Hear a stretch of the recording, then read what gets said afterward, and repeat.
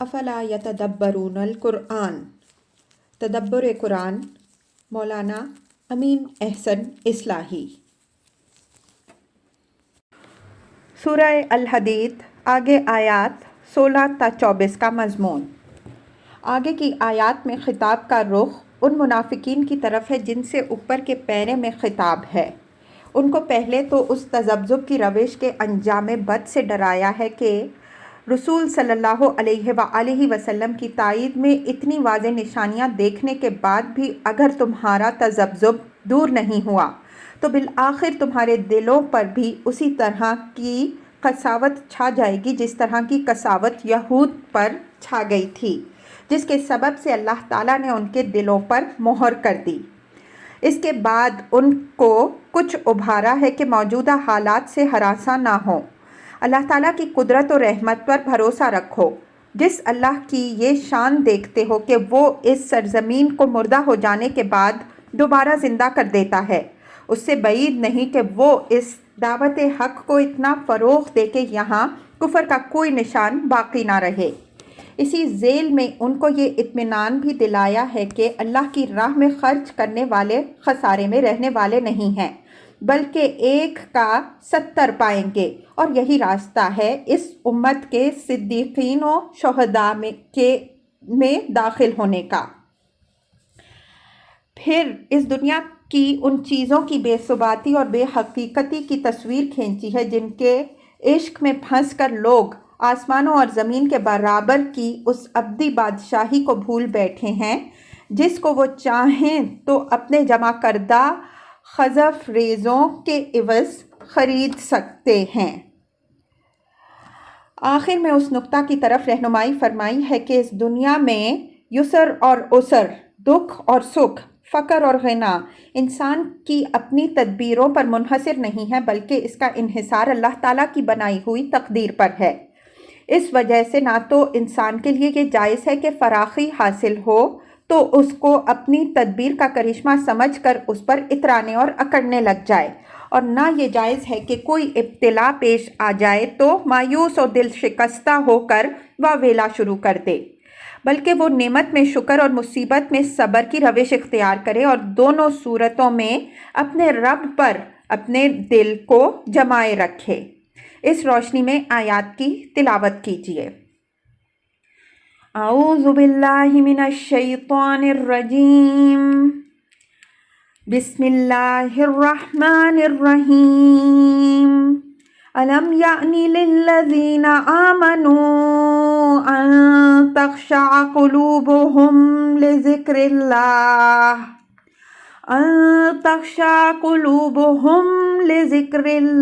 وما نزل من الحق ولا يكونوا كالذين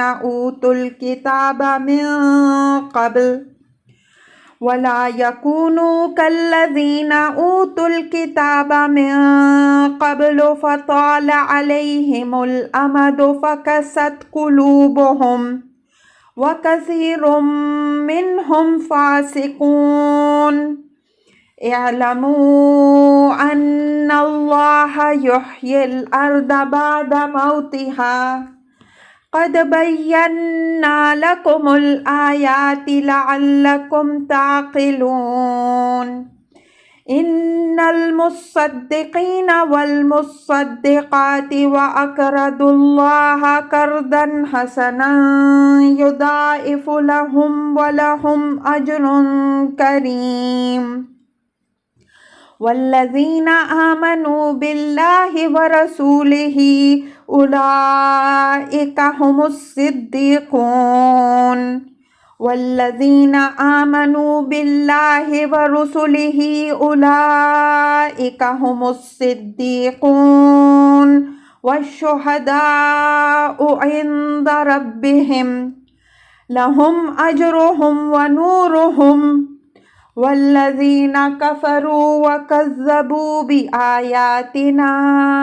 اولئک اصحاب الجحیم۔ اعلموا انما الحیاة الدنیا لعب ولہو وزینۃ وتفاخر بینکم وتکاثر وتفاخر بينكم وتكاثر في الأموال والأولاد كمثل غيث أعجب الكفار نباته ثم يهيج فتراه مصفرا ثم يكون حطاما وفي الآخرة عذاب شديد ومغفرة من الله ورضوان وما الحياة الدنيا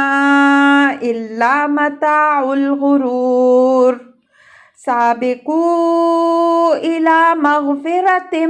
من ربكم وجنة أرضها كعرض السماء والأرض أعدت للذين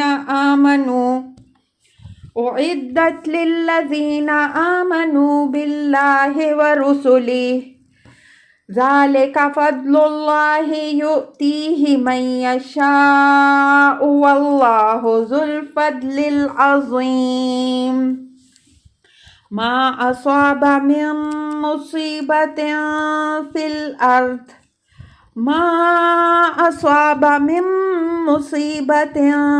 في الأرض ولا في أنفسكم إلا في كتاب من قبل أن نبرأها إن ذلك على الله يسير لكي لا تعسوا على ما فاتكم ولا تفرحوا بما أتاكم والله لا يحب كل مختال فخور الذين يبخلون ويأمرون الناس بالبخل ومن يتول فإن الله هو الغني الحمید۔ ترجمہ: کیا ان لوگوں کے لیے جو ایمان لائے وہ وقت نہیں آیا کہ ان کے دل اللہ کی یاد دہانی اور اس کے حق کے آگے جھک جائیں جو نازل ہو چکا، اور ان لوگوں کی طرح نہ بن کے رہ جائیں جن کو اس سے پہلے کتاب دی گئی، پس ان پر ایک طویل مدت گزر گئی، بالآخر ان کے دل سخت ہو گئے اور ان میں سے بتیرے نافرمان ہیں۔ یاد رکھو کہ اللہ زندہ کر دیتا ہے زمین کو اس کے مردہ ہو جانے کے بعد۔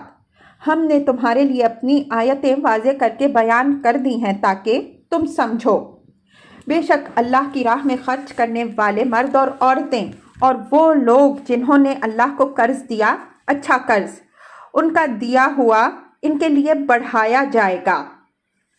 اور ان کے لیے باعزت صلہ ہے۔ اور جو لوگ ایمان لائے اللہ اور اس کے رسولوں پر، وہی لوگ اپنے رب کے ہاں صدیقیون اور شہداء کے زمرے میں ہوں گے۔ ان کے لیے ان کا صلہ یہ ہوگا اور ان کی روشنی بھی۔ رہے وہ جنہوں نے کفر کیا اور ہماری آیات کی جنہوں نے تکذیب کی، وہ جہنم والے بنیں گے۔ جان رکھو کہ دنیا کی زندگی لہو و لعب، زیب و زینت اور مال و اولاد کے معاملے میں باہمی تفاخر و تکاثر کی تمثیل اس بارش کی ہے جس کی اپجائی ہوئی فصل کافروں کے دل کو موہ لے، پھر وہ بھڑک اٹھے اور تم اسے زرد دیکھو، پھر وہ ریزہ ریزہ ہو جائے، اور آخرت میں ایک عذاب شدید بھی ہے اور اللہ کی طرف سے مغفرت اور خوشنودی بھی، اور دنیا کی زندگی تو بس دھوکے کی ٹٹی ہے۔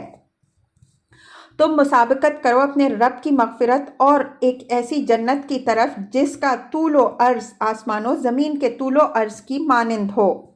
وہ تیار کی گئی ہے ان لوگوں کے لیے جو اللہ اور اس کے رسولوں پر ایمان رکھتے ہیں۔ یہ اللہ کا فضل ہے، اس کو بخشے گا وہ جس کو چاہے گا، اور اللہ بڑے فضل والا ہے۔ اور تمہیں کوئی مصیبت نہیں پہنچتی نہ زمینی پیداوار میں اور نہ تمہارے اپنے نفوس کے اندر، مگر یہ کہ وہ لکھی ہوئی ہے ایک کتاب میں اس سے پہلے سے کہ ہم اس کو وجود میں لائیں، اور یہ اللہ کے لیے نہایت آسان ہے۔ یہ بات تمہیں اس لیے بتائی جا رہی ہے کہ جو چیز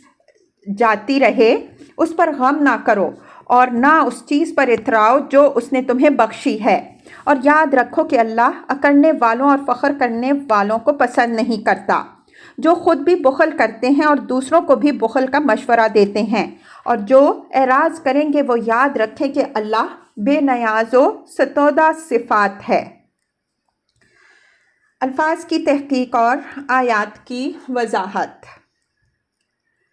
الم یعنی للذین آمنوا ان تخشع قلوبهم لذکر اللہ وما نزل من الحق ولا یکونوا کالذین اوتوا الکتاب من قبل فطال علیہم الامد فقست قلوبهم وکثیر منہم فاسقون۔ للذین آمنوا سے مراد، جیسا کہ ہم نے اشارہ کیا، وہی منافقین ہیں جن کا رویہ یہاں زیر بحث ہے۔ چونکہ وہ ایمان کے مدعی تھے، اس وجہ سے ان کے دعوے کے مطابق ان کا ذکر للذین آمنوا کی صفت سے کیا، تاکہ وہ ان مطالبات پر سنجیدگی سے غور کریں جو اس دعوی ایمان کے تعلق سے ان پر عائد ہوتے ہیں، اور اگر ان کے اندر اس دعوے کی کچھ لاج ہے تو اس کا حق ادا کریں۔ علم یعنی کہ اسلوب بیان سے یہ بات بھی نکلتی ہے کہ یہ سورہ اس زمانے میں نازل ہوئی ہے جب دعوت حق کی صداقت و حقانیت اور اس کے غلبے کے اتنے آثار و شواہد نمایاں ہو چکے تھے کہ جن کے اندر کچھ شکوک و شبہات تھے وہ دور ہو جانے چاہیے تھے۔ اگر اتنے آثار دیکھ لینے کے بعد بھی ان کے شبہات علی حال ہی باقی ہی رہے تو اس کے معنی یہ ہیں کہ وہ اس وقت تک شرع صدر کے ساتھ اسلام کو قبول کرنے پر تیار نہیں تھے جب تک وہ اس کے ہر دعوے کی صداقت اپنی آنکھوں سے نہ دیکھ لیں۔ اس طرح کا ایمان اللہ تعالیٰ کے ہاں معتبر نہیں ہے۔ اس وجہ سے ان لوگوں کو دھمکی دی گئی ہے کہ اگر اب بھی وہ شبہات ہی میں مبتلا رہے تو ان کا وہی حال ہوگا جو یہود کا ہوا۔ وہ برابر شبہات میں مبتلا رہے اور اسی حالت میں ان پر ایک مدت گزر گئی، بالآخر ان کے دل سخت ہو گئے، یہاں تک کہ حق کی رویدگی کی صلاحیت ہی ان کے اندر سے ختم ہو گئی اور اللہ تعالیٰ نے ان کے دلوں پر مہر کر دی، جس کی تفسیر سورہ بقرہ کی تفسیر میں گزر چکی ہے۔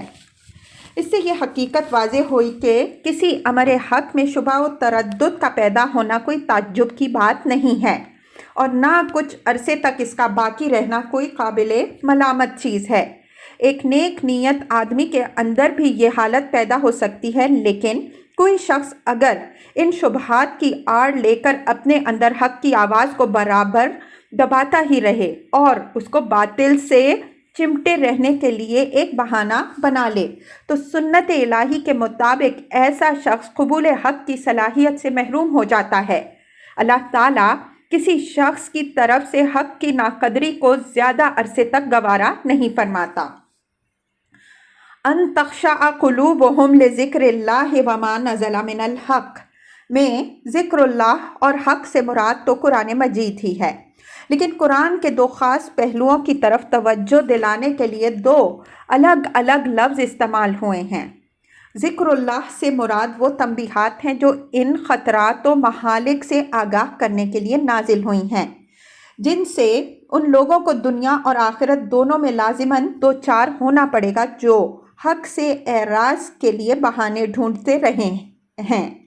اور حق سے وہ کلیات مراد ہیں جو قرآن نے از نو باطل سے الگ کر کے اجاگر کیے۔ فرمایا کہ ان کی تائید میں اتنے شواہد و قرائن ظاہر ہو چکے ہیں کہ چاہیے تھا کہ لوگوں کے دل ان کے آگے سرفگندہ ہو جاتے۔ اگر اب بھی نہیں ہوئے تو اس کے معنی یہ ہیں کہ یہ لوگ اس بیماری میں مبتلا ہیں جس میں یہود مبتلا ہوئے۔ یہود کے متعلق پیچھے مختلف صورتوں میں تفصیل سے یہ بات گزر چکی ہے کہ وہ شک کے ایسے مریض تھے کہ اپنے پیغمبر کی موجودگی میں قدم قدم پر اس کے معجزات اور اللہ تعالیٰ کی قدرت کی نشانیوں کو دیکھتے ہوئے برابر بے یقینی اور تردد میں مبتلا رہے، یہاں تک کہ ان کی اسی بیماری نے ان کو تورات سے محروم کر دیا اور اسی کی پاداش میں ان کی اکثریت قرآن سے بھی محروم رہی۔ یہاں اسی روش بد اور اس کے انجام سے قرآن نے ان منافقین کو متنبہ کیا ہے کہ تم بھی یہود ہی کی طرح اپنے رسول کی موجودگی میں بے یقینی کے مرض میں مبتلا ہو، ایسا نہ ہو کہ یہ مرض تمہارے لیے بھی اسی طرح مہلک بن جائے جس طرح ان کے لیے مہلک بنا۔ اعلموا ان اللہ یحیی الارض بعد موتها قد بینا لکم الآیات لعلکم تعقلون۔ یہ آیت یہاں نہایت ہی برمحل وارد ہوئی ہے اور اس میں دو مختلف پہلوؤں سے اس بے یقینی کا علاج مضمر ہے جس میں یہ منافقین مبتلا تھے۔ سب سے نمایاں پہلو تو یہ ہے کہ آدمی میں اگر آخرت کا یقین نہ ہو تو اس کے لیے جان یا مال کی قربانی نہایت کٹھن کام ہے۔ ان منافقین کی اصل بیماری یہی تھی کہ ان کے اندر آخرت کا یقین نہیں تھا۔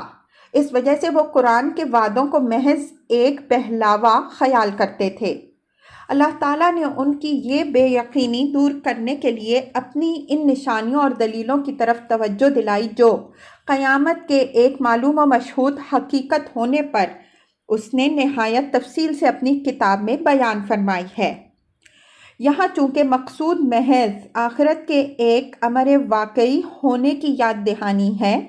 اس وجہ سے اس کے امکان کی ایک بدیہی دلیل کی طرف اشارہ کر کے بالاجمال یہ فرما دیا کہ اس کی دلیلیں ہم تفصیل سے قرآن میں بیان کر چکے ہیں، ان کو مستحضر کرو اور سمجھو تاکہ تمہارے اندر جان و مال کی قربانی کا حوصلہ پیدا ہو۔ دوسرا پہلو یہ ہے کہ یہ منافقین مخالفین اسلام کی سطوت سے بہت مرعوب تھے۔ ان کی سمجھ میں یہ بات نہیں آتی تھی کہ مٹھی بھر مسلمان اعداء کی دل بدل افواج سے کس طرح عہدہ برا ہو سکیں گے اور کس طرح مکہ سے قریش کی جمی جمائی حکومت اکھاڑ کر بیت اللہ کو پھر دعوت ابراہیمی کا مرکز بنا سکیں گے جیسا کہ ان کا دعویٰ ہے۔ اگرچہ اس سے پہلے بعض جنگیں ہو چکی تھی جن میں مسلمانوں کا پلہ بھاری رہا تھا، لیکن منافقین کے دلوں سے ابھی ڈر نہیں نکلا تھا۔ اسلام کے مستقبل کی طرف سے وہ بدستور مایوسی و بے یقینی میں مبتلا تھے۔